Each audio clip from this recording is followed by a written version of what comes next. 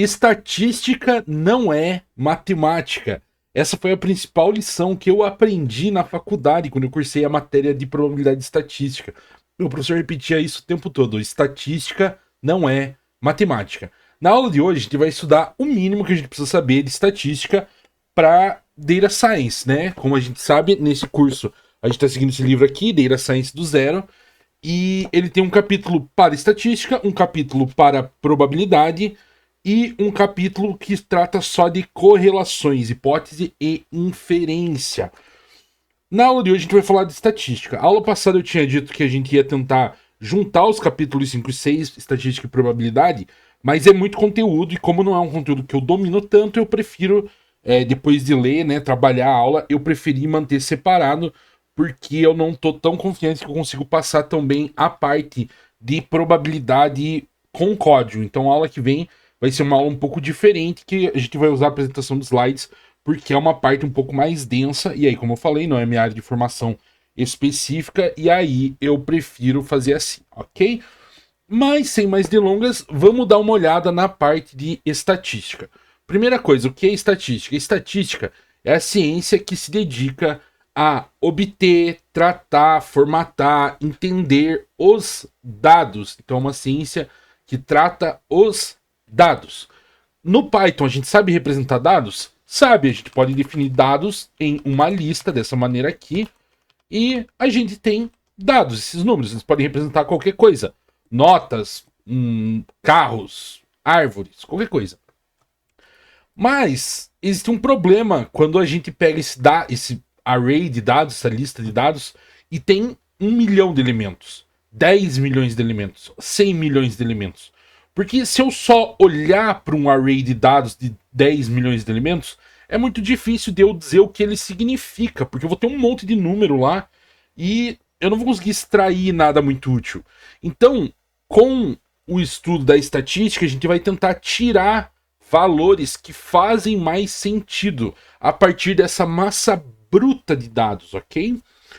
Como a gente faz isso? Através de algumas técnicas. Se vocês já assistiram a aula do pacote estatísticos do Python ou do pacote Pandas, eu já vou ter mostrado algumas dessas técnicas, mas aqui nós mesmos vamos implementar essas funções. Então, por exemplo, a média, nós vamos implementar uma função que calcula a média. E por aí vai para todas as funções que a gente vai ver hoje, ok? Então, sem mais delongas, vamos para o código. Primeira coisa que eu vou colocar aqui, eu vou copiar um código que eu escrevi, que é um código que vai gerar os dados que a gente vai usar. Eu vou só trocar o nome dessa variável, porque eu tinha feito em inglês, mas é número de amigos, ok? Vou trocar para português o nome da variável só para manter o padrão que a gente usa nas aulas. O que é que esse código aqui está fazendo? Você pode copiar aí. Ele basicamente está gerando números aleatórios, como se eu tivesse feito uma pesquisa. Eu peguei um monte de pessoas, eu acho que tem 270 pessoas aqui, 270 amostras, e perguntei, quantos amigos você tem? E ela vai me responder um número entre 1 e 100, sendo que o máximo... desculpa, o máximo não. Sendo que a maioria das respostas vai estar em torno do valor 20, com uma dispersão de 5 para mais ou para menos. Para entender esse código aqui, a gente tem uma aula só do módulo random, e aí você pode ver lá a aula para entender o que é essa distribuição gaussiana que a gente está fazendo, ok? Mas para a aula de hoje aqui não importa muito, é só saber que esse número amigos aqui vai ser o nosso dado que a gente vai analisar, ok?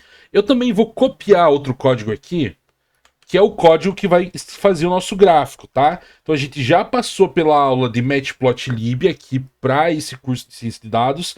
Não tem nada demais aqui, eu só estou importando a estrutura de dado counter, que é uma análise de frequência, e aí eu vou passar a frequência para o meu gráfico. Então eu vou gerar um histograma com o valor, né, com os números, a frequência de quantas pessoas têm o mesmo número de amigos. Então se 2 pessoas disseram que tem 5 amigos, no número 5 eu vou mostrar o valor 2 no eixo Y. Vamos rodar isso aqui para a gente ver como é que está o nosso histograma. Opa, deu um erro. Eu escrevi Python errado. Num friends não está declarado porque eu mudei o nome da variável. Agora sim, rodou e está aqui o nosso histograma. Então, Como vocês podem ver, eu disse que a maior parte da distribuição ia ficar em torno do valor 20, então eu tenho pessoas que responderam do 1 até aqui o 90, provavelmente, né? 91. Então, essa aqui é a distribuição dos dados. Como vocês podem ver, pegar uma massa de dados grande aqui, eu acho que eu tenho 200 amostras mais ou menos, tem que dar uma olhadinha ali na list comprehension para saber exatamente quantos. Colocar isso aqui no histograma já me dá alguns insights, né? Mesmo se a gente não soubesse que eu fiz a distribuição em torno do valor 20, olhar esse gráfico aqui, eu já sei. Ah, beleza, a maioria das pessoas tem por volta de 20 amigos e algumas pessoas têm, poucas pessoas têm acima de 80 amigos. Essa é uma conclusão que a gente pode chegar, beleza? Mas ainda é complicado a gente trazer esse gráfico como argumento numa discussão, porque ele é muito relativo à perspectiva que eu tenho dele, muito interpretativo. Então eu olhei para cá e cheguei nessa conclusão, mas outras pessoas podem chegar em outras conclusões. Por exemplo, poucas pessoas têm menos de 5 amigos. Então eu preciso de valores que expressem o que esse dado, esse conjunto de dados significa. E é isso que a gente vai começar a trabalhar agora. Então até agora eu só colei o código aqui. Eu vou comentar aqui essa parte do gráfico. Pode ser que a gente volte depois, não tenho certeza. Então eu vou deixar comentado, mas, né, fica à vontade para apagar se quiser e depois copiar de volta. Então vamos pensar aqui nas representações que a gente pode fazer desses dados. Primeira coisa, é interessante a gente saber o valor mais alto, o valor mais baixo e o número de dados que eu tenho, o número de pontos, né? Então vamos lá. Então, número de pontos vai ser o comprimento de número de amigos, certo? Porque eu vou ter a quantidade de amostras que eu fiz. Se uma amostra for eu perguntar para uma pessoa quantos amigos você tem, eu fiz isso, número de pontos. Eu vou até mudar, número amostras. Vai ser o número de amostras que eu tenho, né? Quantas vezes eu fiz essa pergunta para pessoas diferentes. Eu vou ter o menor valor. Então vai ser o min de número amigos. E eu vou ter o maior valor, que é o max de número amigos. E aí eu posso printar isso aqui, então, número amostras, menor valor, maior valor. Beleza? Cada vez que eu rodar isso aqui, ele vai dar um valor um pouquinho diferente, porque a gente tem um random, né? Então ele vai ficar um pouquinho diferente, mas em geral vai dar mais ou menos a mesma coisa. Então eu tenho 270 amostras, o menor valor foi 1 e o maior valor foi 86, ok?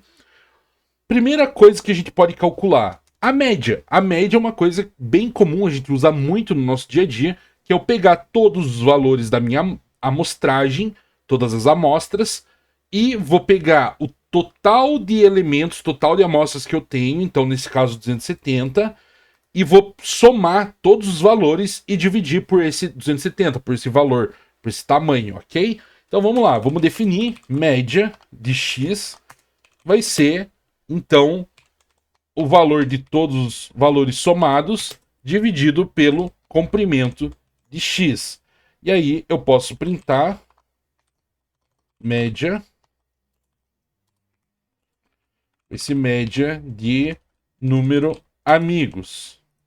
Vamos ver quanto é que dá. Então, essa média nesse caso foi 27,67. Aí eu poderia formatar aqui, não vou me preocupar muito com isso, tá? Claro que se eu rodar diversas vezes vai mudar um pouquinho, mas como eu fiz a minha distribuição em volta do número 25, com alguns valores próximos do 100, em geral tá sempre dando 27. Ó, agora deu 28, voltou pro 27. Isso, claro, por causa da natureza dos dados, da maneira como eu construí ele. A média, eu tenho certeza que todo mundo sabia calcular, é uma coisa super simples. Dentro aí da família das representações mais comuns, a gente tem a mediana e a moda. O que é a mediana? A mediana é o valor do meio. Então, se eu tenho 270 elementos, eu vou dividir 270 por 2 e vou pegar o elemento que está exatamente nesse índice de 270 dividido por 2. Então, ele só é o valor do meio. Na prática, o que essa representação quer dizer? Significa que para baixo, ele divide a amostragem em metade. Então, 50% dos valores estão abaixo da mediana e 50% dos valores estão acima da mediana. Como a gente vai calcular ela? Então, olha só, vai ser uma funçãozinha um pouquinho mais elaborada. Então, eu vou ter a mediana de x Primeira coisa, eu vou precisar do comprimento, então n vai ser o comprimento, ou o número de elementos. Eu vou precisar ordenar ela, porque, né, como eu preciso do elemento do meio, eu preciso que os meus dados estejam ordenados. Aqui, como eu estou sorteando eles, eles estão em qualquer ordem, ok? Não necessariamente vai estar fora de ordem, mas pode ser que esteja fora de ordem. Então eu vou criar x ordenado, vai ser igual sorted x. E aí eu preciso encontrar o ponto do meio, né? Como eu disse, dividir o comprimento por 2. Então, meio vai ser igual a n dividido, e aí eu tô fazendo a divisão pro floor, né? Então tô arredondando para baixo, n dividido por 2. E aí eu preciso verificar se n é par, quer dizer, desculpa, o meio é par ou ímpar. Quando o meio é par, ou seja, eu não tenho um valor exato do meio, lembre da definição de mediana. A mediana divide metade dos dados, 50% dos dados está abaixo da mediana e 50% acima. Então, para eu ter essa mediana quando o número é par, não tem um valor do meio, eu vou somar o valor anterior e posterior da mediana, somar e dividir por 2, e aí eu obtenho a mediana. Então, se n mod 2 for igual a 1, significa que é ímpar. Então é só eu retornar o sorted, desculpa, x ordenado. Então, é que a minha anotação aqui tem em inglês, né? Ah, escrevi ordenado errado, olha só. Ordenado. X ordenado acessado na posição meio, né? Porque se é um valor ímpar, significa que eu tenho um valor central. Se não, significa que é um número par. Então, o que eu vou precisar fazer? Eu vou precisar obter o valor baixo, que vai ser o ponto do meio menos 1, e o valor alto, que vai ser exatamente o valor do meio, né? Porque nesse caso eu estou fazendo a divisão por 2 arredondado para baixo. E aí eu vou retornar, eu vou acessar x ordenado no meu índice baixo, mais x ordenado acessado no índice alto, dividido por 2. Então eu estou tirando a média desses dois elementos, ok? Então tenho um return no if, um return no else, significa que eu terminei de definir minha função. Vamos calcular então agora, printar a mediana do nosso número de amigos, né? Mediana, número amigos. Vamos ver o que aparece pra gente. Olha só, a mediana foi 20.5. Então, como eu tenho 270 elementos, 270 é um número par, ele vai cair aqui no else, e aí ele deu um número com ponto flutuante, porque aqui provavelmente era 20 e 21, né? Os valores do meio. Lembrando que isso faz sentido porque a grande maioria dos dados, olha só, eu tenho 50 números gerados entre 1 e 80, e eu tenho 200 números gerados entre 20, em torno de 20 e mais 20 números gerados em torno de 80. Então, realmente, a grande maioria dos números, mais de 50% dos números, está em torno de 20. Por isso que deu esse valor 20.5, ok? E como eu tinha dito, então, geralmente as três representações mais clássicas que a gente usa quando a gente estuda é média, mediana e moda. A moda é o número que mais aparece. Então, por exemplo, eu tenho o meu domínio é de 1 a 100, né? Eu tenho valores de 1 a 100. Se o número 23 aparecer 10 vezes, ele é a moda, porque ele é o que apareceu mais. Se o número 42 apareceu 11 vezes, aí ele se torna a moda porque ele apareceu mais vezes, né? E eu posso ter múltiplos valores para a moda. Então a moda precisa ser uma lista de valores. Porque, por exemplo, se o número que mais aparece é o 8, que apareceu 10 vezes, e o 11 também apareceu 10 vezes, a minha moda é 8 e 11, ok? Então vamos lá, definir a função moda de x. E aí, para isso, eu vou usar novamente a... Deixa eu ver se eu só comentei aqui. Não, não comentei. Vou utilizar a estrutura de dado counter, que é basicamente um dicionário de análise de frequência, né? Então, eu vou criar... pode ser valores, vai ser counter de x. E aí, eu preciso pegar os valores máximo. Então, max... valor max vai ser igual a o valor máximo de valores. Para eu obter... lembrando, como é que funciona o counter? Ele vai ter chaves que são cada um dos valores, então 1, 2, 3, 4, 5 até o 100, e o valor vai ser quantas vezes ele aparece, né? Nesse formato aqui. Só para explicar para vocês. Então vou ter 1.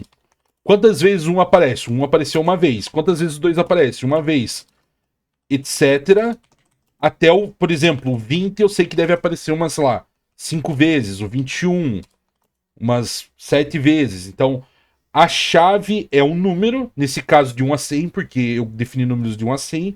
E o valor é quantas vezes esse número aparece na minha lista, ok? Então vai ser para eu pegar os valores, então eu preciso pegar qual que é o valor máximo que aparece aqui nos valores, então ponto velhos, valores ponto velhos, ok?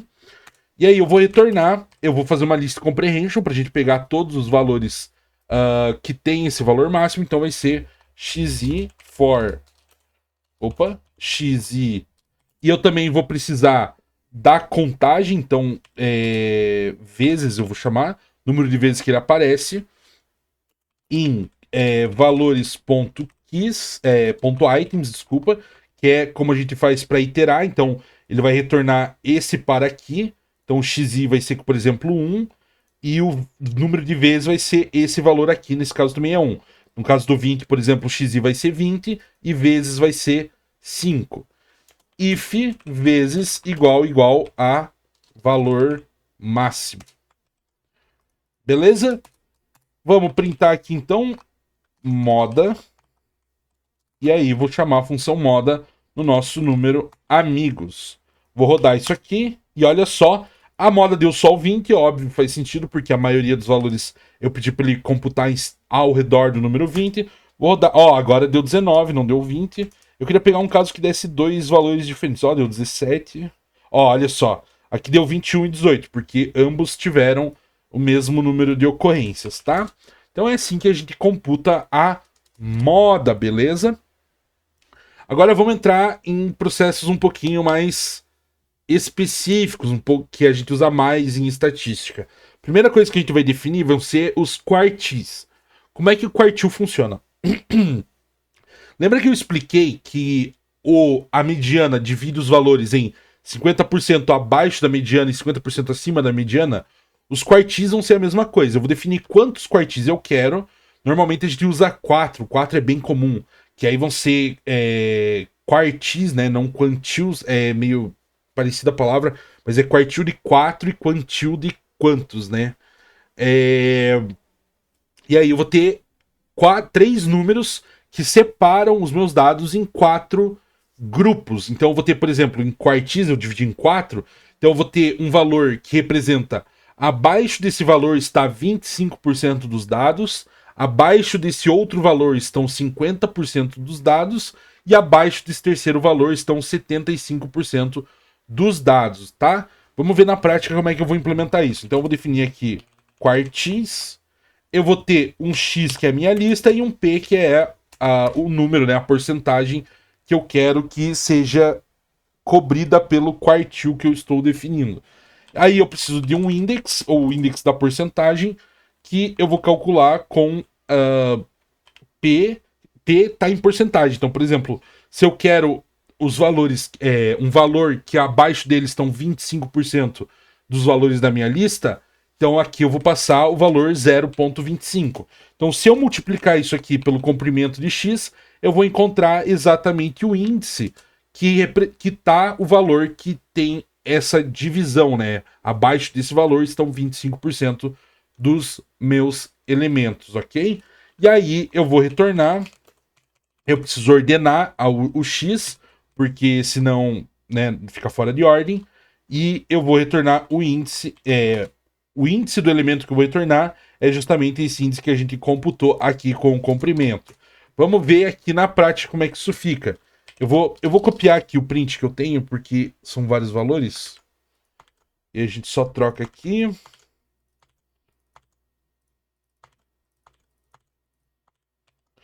Quantis. Eu não tenho certeza. Tá certo isso, quantis em português?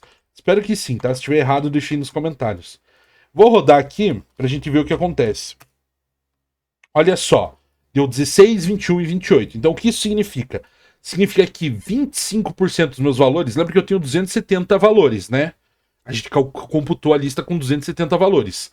Então, 25% de 270, que vai dar 60, 70 valores, não tenho certeza, alguma coisa por aí, estão abaixo do valor 16. 50% dos valores da minha lista, então 185 valores. Não, tá errado isso. 100, 135 valores estão abaixo do valor 21. Então significa que eu tenho 135 amostras abaixo do valor 21. E 75%, então quase 200 amostras, estão abaixo do valor 28. Então isso indica pra gente que a grande maioria dos dados está abaixo do valor 28. Eu poderia calcular mais uma vez aqui com 0,9, por exemplo. Aí agora sim é um valor mais alto. Então significa que só 10% dos valores está acima de 68, que é muito pouco, né? Então, sei lá, talvez a gente possa usar isso para querer descartar parte dos dados, alguma coisa assim. Beleza? É assim que a gente calcula quantis. Nesse caso, quartis, se eu dividir, né, nessas três categorias aqui, eu tenho os meus quartis, ok? Próximo tópico que o livro vai trazer para a gente é a dispersão, ou seja, como os nossos dados estão espalhados, se eles estão muito agrupados ou pouco espalhados. Para isso, existem algumas técnicas que a gente pode calcular para ter noção se os dados estão muito ou pouco espalhados. A primeira técnica que o livro vai trazer é a amplitude. Então eu vou definir aqui uma função amplitude. E a amplitude nada mais é do que a diferença entre o valor máximo de x e o valor mínimo de x. Eu vou printar aqui a amplitude. Então eu vou computar amplitude de número amigos, ok? Vou rodar e olha só a amplitude 88. Por que é que a amplitude de 88? Porque provavelmente o meu número maior, lembra que ele pode ser até 100. Eu tô capando os números máximos em 100. Então, mas normalmente o maior número vai estar em torno de 80 até 85. Mas ele pode ser mais, né? Porque é uma distribuição gaussiana. Nesse caso, deve ter dado 89 o maior, porque o mínimo geralmente vai ser 1, porque primeiro eu gero vários números entre 1 e 80, normalmente o mínimo aqui acaba sendo 1. E se passar de 100, eu seto como 1 também. Então, provavelmente aqui o maior número foi 89, 89 menos 1, 88. Então, notem que a amplitude, ela até é interessante para a gente ter uma noção dos extremos, mas ela não representa o conjunto de valores. Porque se eu tivesse 1000 elementos com o número 20, a minha amplitude ainda seria 88 se eu tivesse um único elemento com 1 e um único elemento com 89. Então, ela representa só esses extremos. Ela não é muito representativo para o todo. Para isso, a gente tem algumas outras técnicas que a gente pode utilizar, ok? Como, por exemplo, a variância. Para calcular a variância, a gente vai utilizar funções que a gente implementou na aula de álgebra linear, a aula anterior. Eu vou copiar o código aqui. Se você não fez a aula de álgebra linear, primeiro eu recomendo você fazer. Segundo, você pode copiar o código aqui, certo? Então, olha só, esse aqui é o dot product e a soma dos quadrados, tá? Lá na aula de álgebra linear eu explico certinho de como a gente chega nessa equação aqui, de onde vem isso, mas eu não vou me atentar a isso aqui. A gente vai só utilizar as funções como funções prontas, tá? E aí, a primeira coisa que eu preciso fazer é calcular a média de dispersão, né? O desvio padrão. Aí quer dizer, a variância. E para isso, primeiro eu preciso computar os desvios a partir da média. Então eu vou utilizar a média dos valores como base.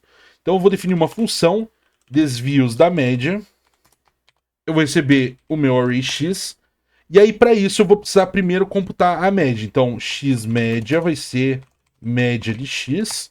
E aí, eu vou retornar uma list comprehension, onde para cada valor xi, eu vou subtrair a média. Então, com isso, a média de todos os valores novos, né, que eu computar a partir de agora, vai ser 0, né? Porque eu estou uniformizando eles pela média. Então, para xi em x. Para que eu estou fazendo isso? para eu poder calcular a variância. Então, variância, eu vou computar da seguinte maneira. Eu preciso do comprimento de x e eu preciso, então, dos desvios. Então, os desvios vão ser desvios da média de x. E aí, o que eu vou retornar? Eu vou retornar a soma dos quadrados dos desvios e dividir pelo n-1.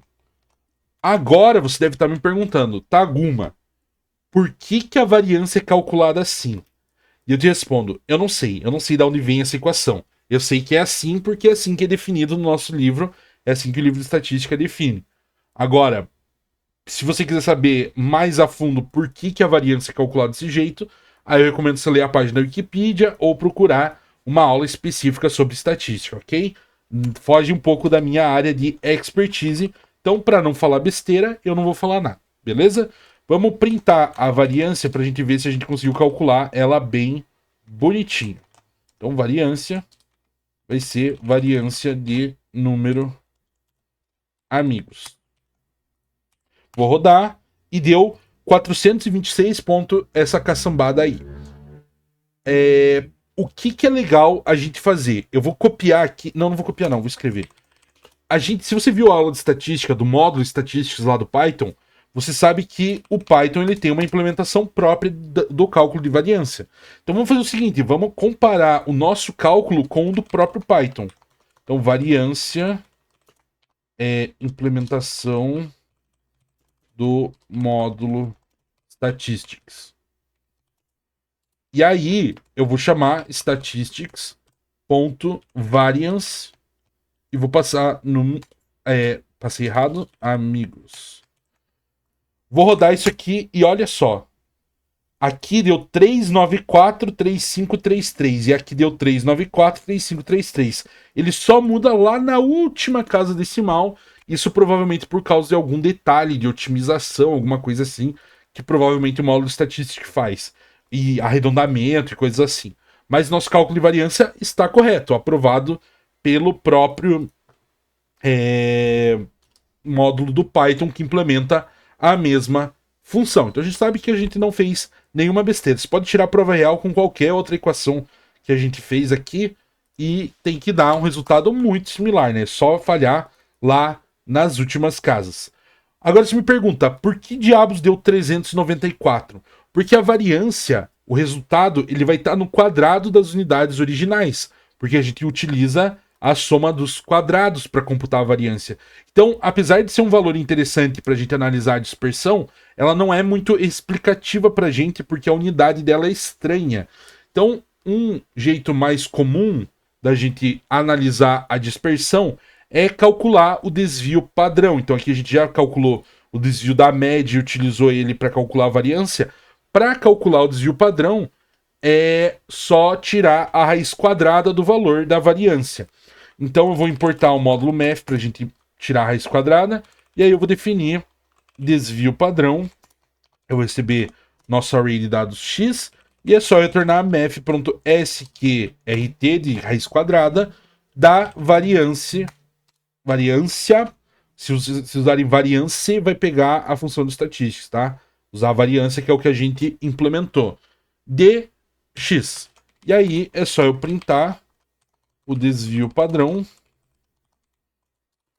Vai ser desvio padrão de número amigos.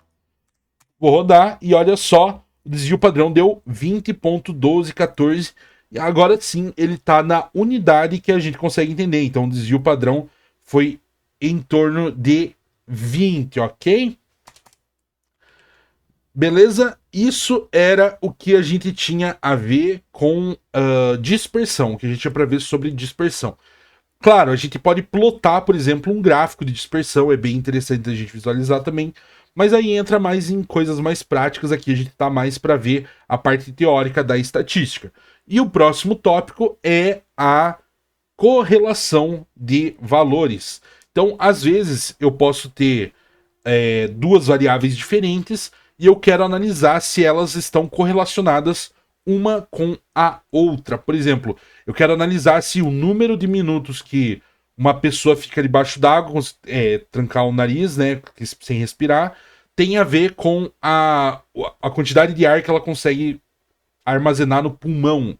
Então eu quero analisar se existe uma correlação entre essas duas coisas. Existem métodos estatísticos para isso. Então, para o nosso exemplo, a gente vai ver aqui. Eu não lembro exatamente o que é o exemplo do livro. O nome da variável aqui está minutos. Eu vou colar aqui.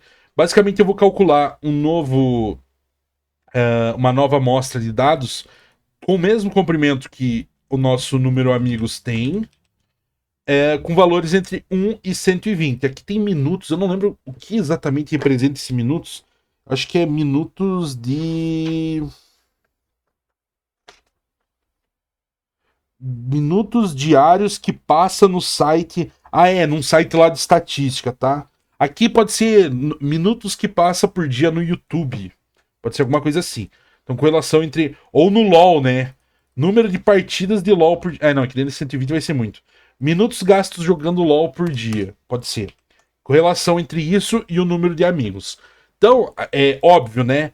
Se a gente tivesse uma amostra real aqui, o índice zero dessa lista aqui teria que ser equivalente ao índice zero do array número amigos. Então, a primeira resposta está no índice zero, e aí eu pergunto para a mesma pessoa: quantos amigos você tem? Ela me responde 1.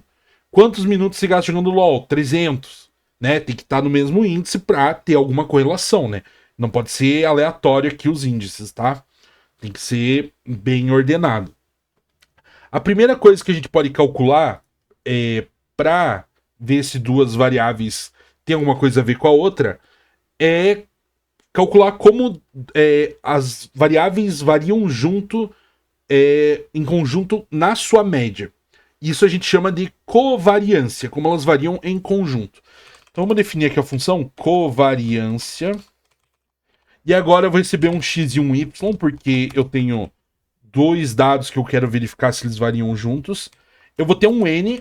Esses dois dados eles precisam ter o mesmo tamanho, né? O mesmo comprimento. Porque, como eu expliquei, né?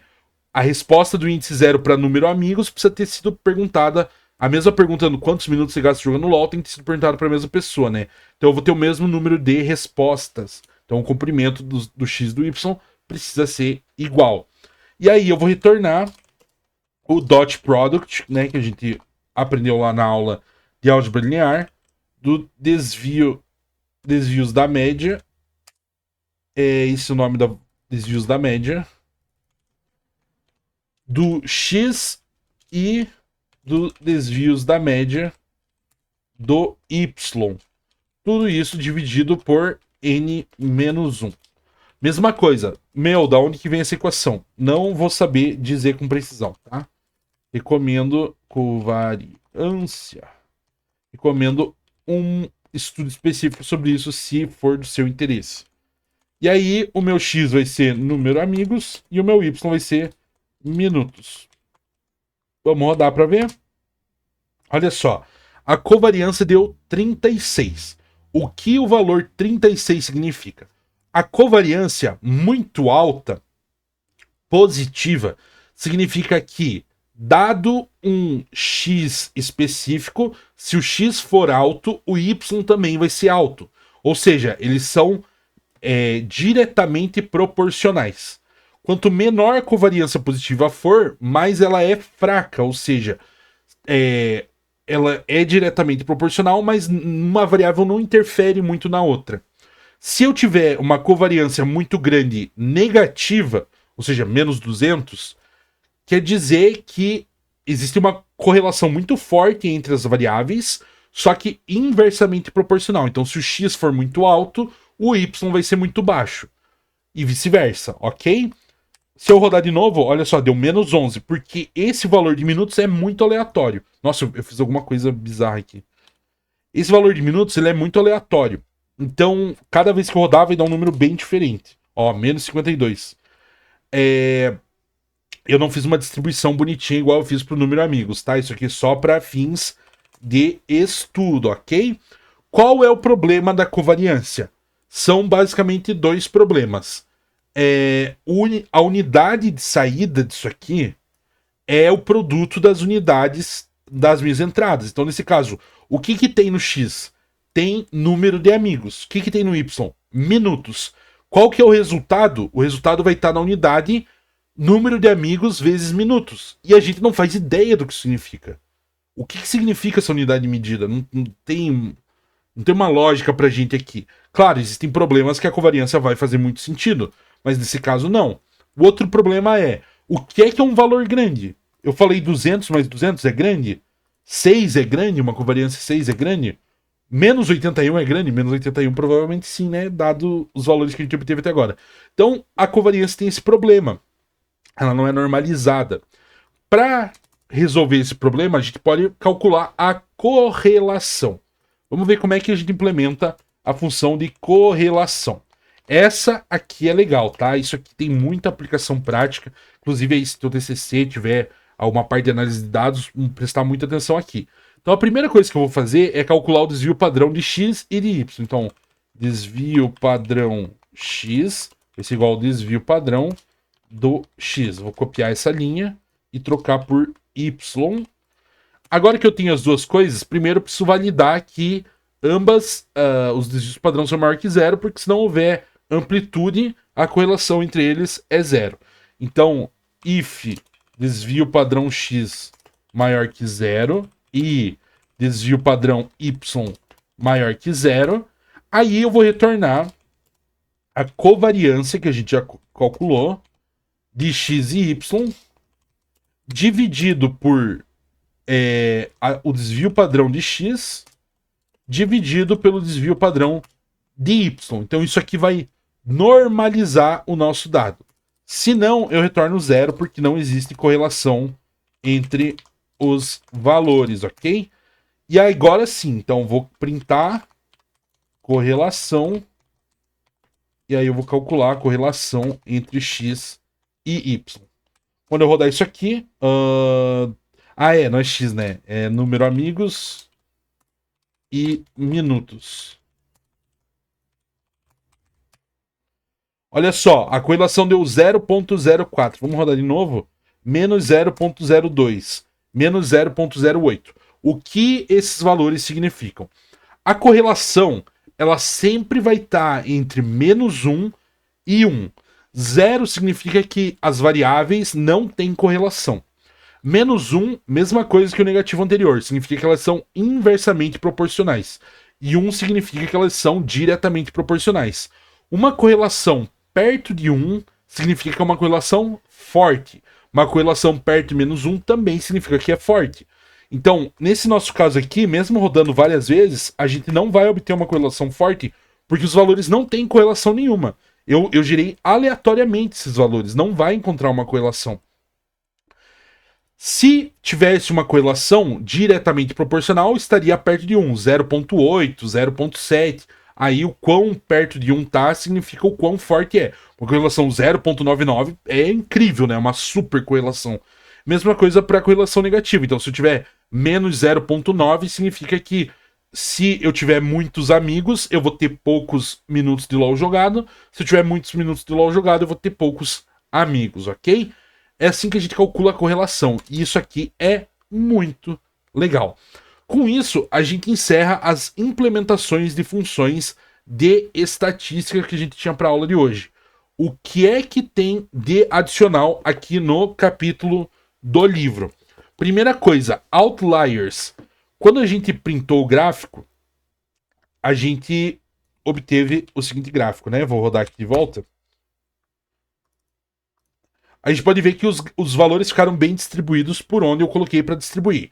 No exemplo do livro, não existe esses valores aqui perto de 80, eles se encerram mais ou menos perto de 50, e tem um único valor que é 100. E aí o que o livro diz? Quando a gente precisa prestar atenção em outliers. Outliers são valores fora da linha, valores que não estão na distribuição correta, porque eles podem indicar um erro no método. E aí o livro vai dizer, nesse exemplo aqui a gente identificou, claro, é uma historinha, não é um exemplo prático, tá? Identificou que o valor 100 era um outlier porque o sistema que computava lá o número de amigos deu erro. E aí todos os outros valores estavam abaixo de 50. Então, se eu tivesse, por exemplo, aqui um único ponto que o valor fosse 1000, vamos fazer o seguinte, vamos fazer isso aqui. Eu vou fazer assim. Número amigos mais igual a 1000. Olha só. Ele nem apareceu. Acho que ele ficou grande demais. Vamos tentar botar 200.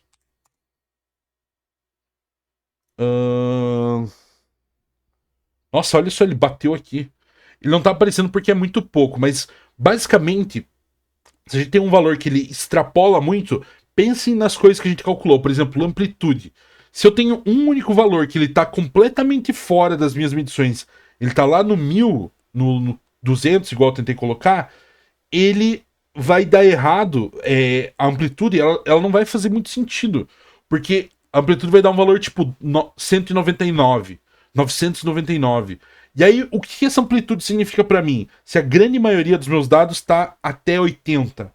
Então, se eu não faço esse tratamento de outliers, não faço o tratamento dos meus dados corretamente, eu posso ter esse tipo de erro. Por isso é muito importante a gente conhecer os dados, conhecer a natureza dos dados para conseguir identificar falhas. Óbvio, não é para você manipular os dados, tirar aquilo que você não quer. Não, é para você realmente identificar se houve um erro de método, um erro de processo. Por exemplo, um valor totalmente fora. Se você obteve dados da web, pode significar que teu crawler está quebrado, teu crawler está colocando um valor que não faz sentido, ok? Outra coisa que o livro traz a respeito disso, ele vai falar sobre o paradoxo de Simpson, que basicamente ele vai falar que quando a gente agrega dados com hipótese, a gente pode ter uma discrepância de resultado, né, um valor, uma interpretação errada do resultado, se a gente não cuidar com as variáveis ocultas. Eu não sei exatamente o que significa, tá? Aí eu vou ser sincero que a explicação do livro não foi muito não clarificou muito para mim. Recomendo vocês estudarem isso. Eu vou deixar na descrição um link para algum vídeo ou artigo que explique direito a questão do paradoxo de Simpson, ok? Outra coisa importante que o livro traz é a correlação zero, né? Aqui a gente tem no cálculo de correlação, se a correlação der zero ou muito próximo de zero, como esse último caso aqui que computou 0.002, isso aqui é muito próximo de zero. Não existe correlação linear entre os valores, mas pode existir outro tipo de correlação.